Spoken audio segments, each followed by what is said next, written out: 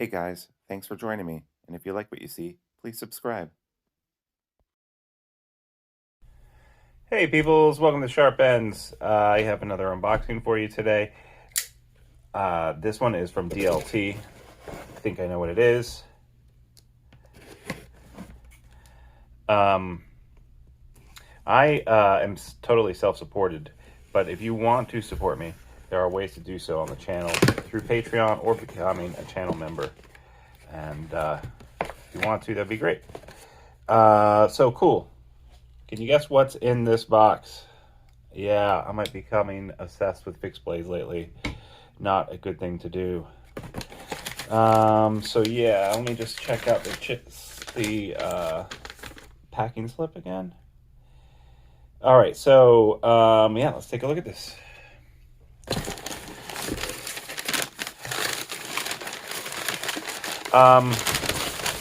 What I would say is don't go on vacation, get drunk one night, and then accidentally buy a bunch of knives. Because I came home to a bunch of very expensive boxes. So, Bark River knives. This is probably only my third one, but the other two that I have, I really, really like. They are the Bravo 1 and Magnacut. This is definitely a classic, awesome, awesome knife. Go see my review if you want to. I've sealed this with Snow Seal. And then I have the field knife, which is a new design that came out, and it's got this awesome maple in yellow and green burl. Very, very cool knife. So this is my third one. Let's take a look at it. If I can get the box open without damaging everything. And opening it with the Redencion 229 Chavez knife. This is the blacked out version I got from Naguin. Can't remember how to pronounce the name. Love this knife though. Oh, that's because I need to pull it up from here. All right. This is definitely on the smaller side. Let's take a look. This is a knife that is made out of Magnacut. I had to pause it for 1 second. Sorry about that. My daughter came in. Oh man, look at that handle. This is called the Classic Drop Point.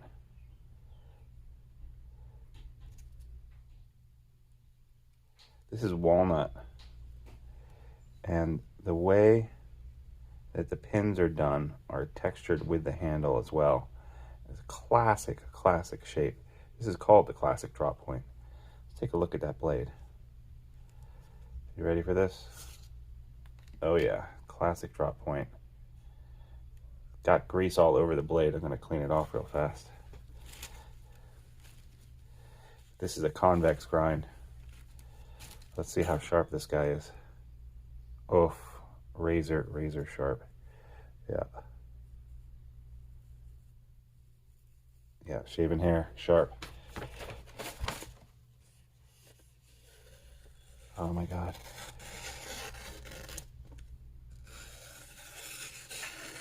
Scroll cutting like crazy. Wow. All right, let's do a size comparison. This is smaller than your average knife, okay? So here it is against the Bravo, right? So definitely a little bit shorter. Here it is against the Chavez. So about a Chavez size knife. And what this is a PM3. You can see that it is bigger than the PM3. Do I have a PM2? Yeah, I do. Here's a PM2, fancy scales. DLC. So you can see it is about the size of a PM2. Yeah, really, really cool. This fits really well. The ergos are incredible. I really like how this scallops down here. That's really nice. Nice 4-finger grip. Not sharp on the spine. He's just rounded it off so it gonna be able to do flint steel okay, but not emphatically so, like something like the LT Wright Genesis 2, which is definitely sharp on the spine. This is a drop point too, right? Genesis is definitely bigger. Definitely weighs more. It's longer. This is a Scandi grind, of course. Here we've got that. I really like this walnut. This is really sexy. I like the way this feels. It's called the, I know it's called the classic drop point, but man, it has got such a classic shape to it. And then of course it comes with the standard Protect sheath, which I'll need to break in and snow seal. If you're interested in how to snow seal and some tips and tricks on that, I just put up a video like last week about that, so just look it up on my channel page. Kind of expensive for how big of a knife this is, but it is in Magnacut. I really do enjoy the walnut. This is walnut number 4. I really enjoy that. Yeah, that's pretty slick. Let's compare it with a couple other knives. Let's see, do I have any other knives I want to compare this to? How about the Monterey Bay knives?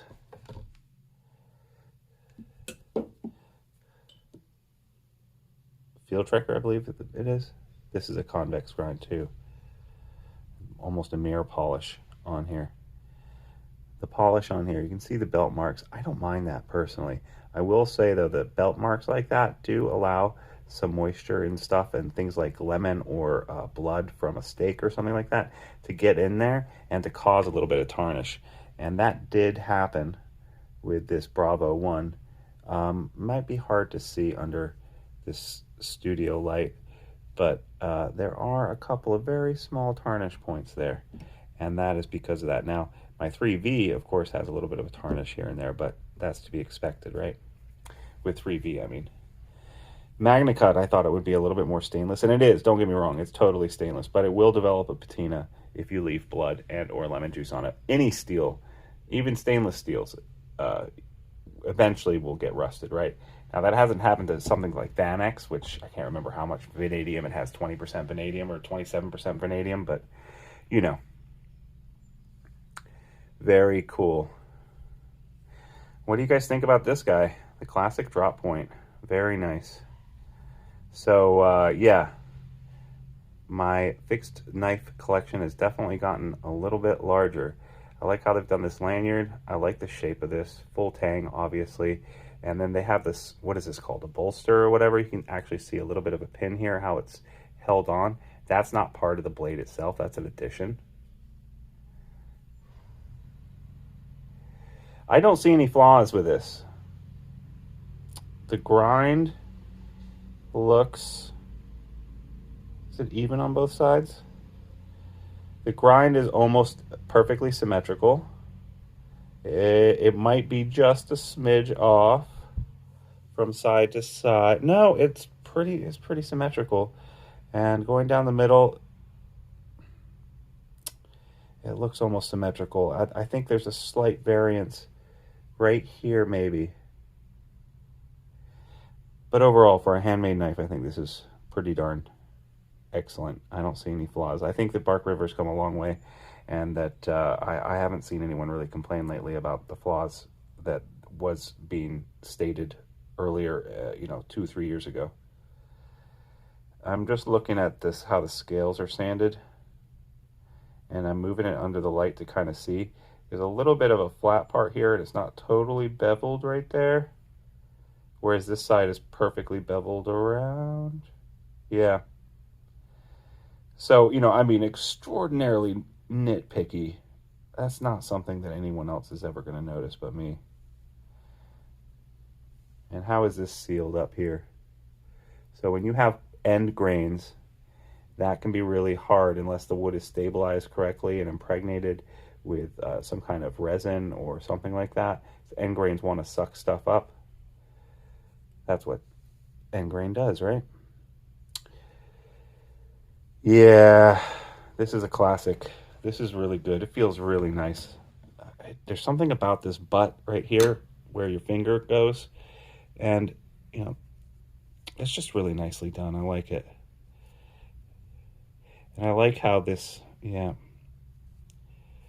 it's great. There's something about the ergos of this that feel really, really nice. Thanks so much, guys, for joining me today. If you like what you saw, please like and subscribe, and you can also support me by looking for the links in my description and or going to my homepage and becoming a member of the channel. Really appreciate any support you have. I promise to use any money you send my way up for no good for things like knives. And I will see you guys next time on Sharp Ends. Bye-bye now.